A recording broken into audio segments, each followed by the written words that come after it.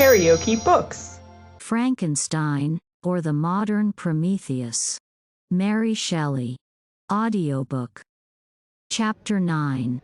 Nothing is more painful to the human mind than, after the feelings have been worked up by a quick succession of events, the dead calmness of inaction and certainty which follows and deprives the soul both of hope and fear. Justine died, she rested, and I was alive. The blood flowed freely in my veins, but a weight of despair and remorse pressed on my heart which nothing could remove. Sleep fled from my eyes. I wandered like an evil spirit, for I had committed deeds of mischief beyond description horrible, and more, much more, I persuaded myself, was yet behind.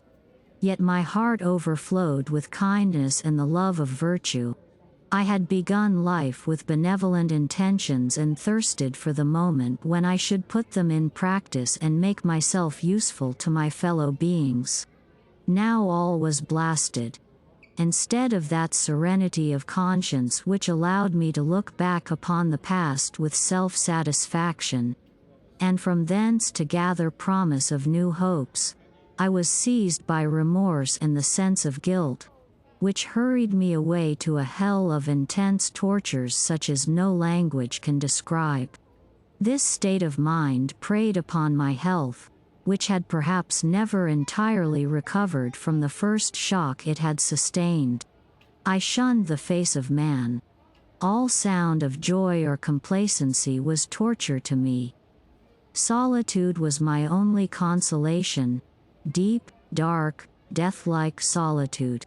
My father observed with pain the alteration perceptible in my disposition and habits and endeavored by arguments deduced from the feelings of his serene conscience and guiltless life to inspire me with fortitude and awaken in me the courage to dispel the dark cloud which brooded over me. "Do you think, Victor," said he, "that I do not suffer also? No one could love a child more than I loved your brother." Tears came into his eyes as he spoke. "But is it not a duty to the survivors that we should refrain from augmenting their unhappiness by an appearance of a moderate grief? It is also a duty owed to yourself, for excessive sorrow prevents improvement or enjoyment, or even the discharge of daily usefulness, without which no man is fit for society." This advice, although good, was totally inapplicable to my case. I should have been the first to hide my grief and console my friends if remorse had not mingled its bitterness, and terror its alarm, with my other sensations. Now I could only answer my father with a look of despair and endeavor to hide myself from his view. About this time we retired to our house at Belrive. This change was particularly agreeable to me. The shutting of the gates regularly at 10 o'clock and the impossibility of remaining on the lake after that hour had rendered our residence within the walls of Geneva very irksome to me. I was now free. Often, after the rest of the family had retired for the night, I took the boat and passed many hours upon the water. Sometimes, with my sails set, I was carried by the wind, and sometimes, after rowing into the middle of the lake, I left the boat to pursue its own course and gave way to my own miserable reflections. I was often tempted, when all was at peace around me, and I the only unquiet thing that wandered restless in a scene so beautiful and heavenly. If I except some bat, or the frogs, whose harsh and interrupted croaking was heard only when I approached the shore. Often, I say, I was tempted to plunge into the silent lake, that the waters might close over me and my calamities forever.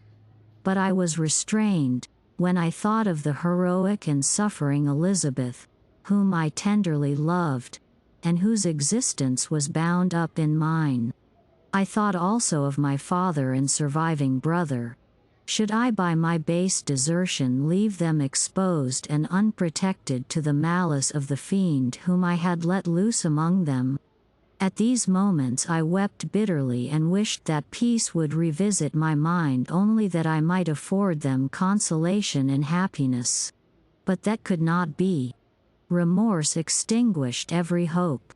I had been the author of unalterable evils, and I lived in daily fear lest the monster whom I had created should perpetrate some new wickedness. I had an obscure feeling that all was not over and that he would still commit some signal crime, which by its enormity should almost efface the recollection of the past. There was always scope for fear so long as anything I loved remained behind. My abhorrence of this fiend cannot be conceived. When I thought of him I gnashed my teeth, my eyes became inflamed, and I ardently wished to extinguish that life which I had so thoughtlessly bestowed. When I reflected on his crimes and malice, my hatred and revenge burst all bounds of moderation. I would have made a pilgrimage to the highest peak of the Andes, could I, when there, have precipitated him to their base. I wished to see him again, that I might wreak the utmost extent of abhorrence on his head and avenge the deaths of William and Justine. Our house was the house of mourning. My father's health was deeply shaken by the horror of the recent events. Elizabeth was sad and desponding. She no longer took delight in her ordinary occupations. All pleasure seemed to her sacrilege toward the dead. Eternal woe and tears she then thought was the just tribute she should pay to innocence so blasted and destroyed. She was no longer that happy creature who in earlier youth wandered with me on the banks of the lake and talked with ecstasy of our future prospects. The first of those sorrows which are sent to wean us from the earth had visited her, and its dimming influence quenched her dearest smiles. When I reflect, my dear cousin, said she, on the miserable death of Justine Moritz, I no longer see the world and its works as they before appeared to me. Before, I looked upon the accounts of vice and injustice that I read in books or heard from others as tales of ancient days or imaginary evils. At least they were remote and more familiar to reason than to the imagination. But now misery has come home, and men appear to me as monsters thirsting for each other's blood. Yet I am certainly unjust. Everybody believed that poor girl to be guilty, and if she could have committed the crime for which she suffered, assuredly she would have been the most depraved of human creatures. For the sake of a few jewels, to have murdered the son of her benefactor and friend, a child whom she had nursed from its birth, and appeared to love as if it had been her own. I could not consent to the death of any human being, but certainly I should have thought such a creature unfit to remain in the society of men. But she was innocent. I know, I feel she was innocent. You are of the same opinion, and that confirms me. Alas! Victor, when falsehood can look so like the truth, who can assure themselves of certain happiness? I feel as if I were walking on the edge of a precipice, towards which thousands are crowding and endeavoring to plunge me into the abyss. William and Justine were assassinated, and the murderer escapes. He walks about the world free, and perhaps respected. But even if I were condemned to suffer on the scaffold for the same crimes, I would not change places with such a wretch. I listened to this discourse with the extremest agony. I, not in deed, but in effect, was the true murderer. Elizabeth read my anguish in my countenance, and kindly taking my hand, said, "My dearest friend, you must calm yourself. These events have affected me, God knows how deeply, but I am not so wretched as you are. There is an expression of despair, and sometimes of revenge, in your countenance that makes me tremble. Dear Victor, banish these dark passions. Remember the friends around you, who center all their hopes in you. Have we lost the power of rendering you happy? Ah! While we love, while we are true to each other, here in this land of peace and beauty, your native country, we may reap every tranquil blessing. What can disturb our peace?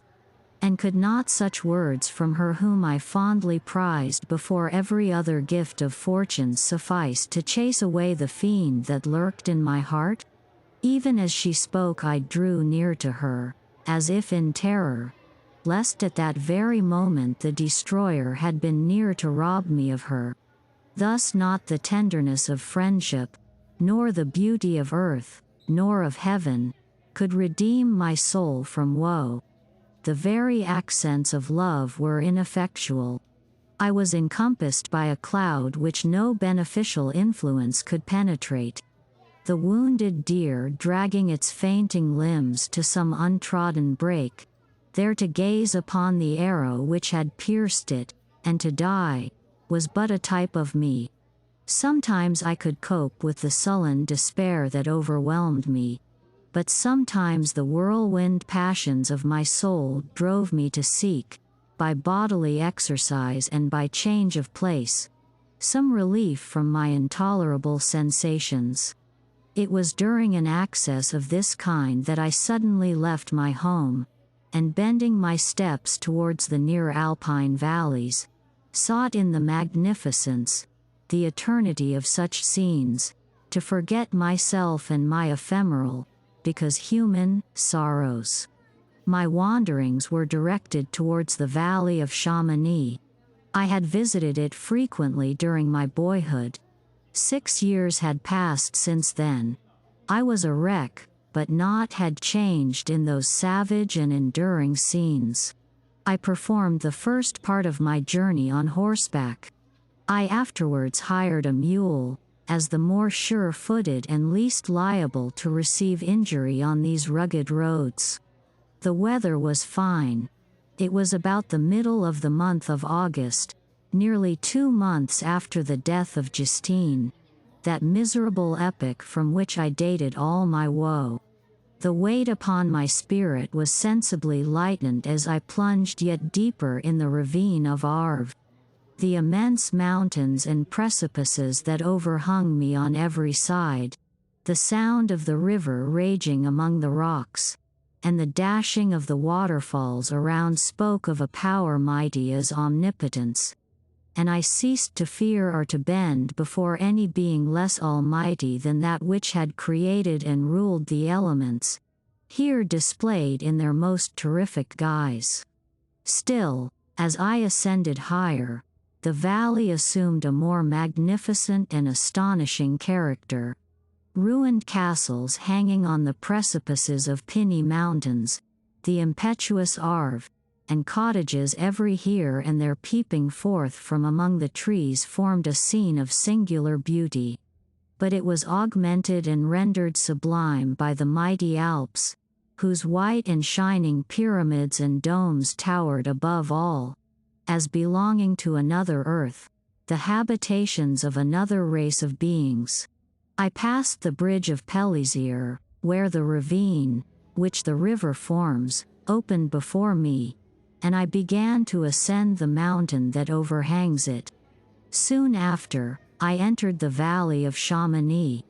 This valley is more wonderful and sublime, but not so beautiful and picturesque as that of Servox, through which I had just passed. The high and snowy mountains were its immediate boundaries, but I saw no more ruined castles and fertile fields. Immense glaciers approached the road. I heard the rumbling thunder of the falling avalanche and marked the smoke of its passage. Mont Blanc, the supreme and magnificent Mont Blanc, raised itself from the surrounding aiguilles, and its tremendous dome overlooked the valley. A tingling long-lost sense of pleasure often came across me during this journey. Some turn in the road, Some new object suddenly perceived and recognized, reminded me of days gone by, and were associated with the light-hearted gaiety of boyhood. The very winds whispered in soothing accents, and maternal nature bade me weep no more. Then again the kindly influence ceased to act. I found myself fettered again to grief and indulging in all the misery of reflection. Then I spurred on my animal, striving so to forget the world, my fears, and more than all, myself, or, in a more desperate fashion, I alighted and threw myself on the grass, weighed down by horror and despair. At length I arrived at the village of Chamonix. Exhaustion succeeded to the extreme fatigue both of body and of mind which I had endured. For a short space of time I remained at the window watching the pallid lightnings that played above Mont Blanc and listening to the rushing of the Arve, which pursued its noisy way beneath. The same lulling sounds acted as a lullaby to my too keen sensations. When I placed my head upon my pillow, sleep crept over me. I felt it as it came and blessed the giver of oblivion.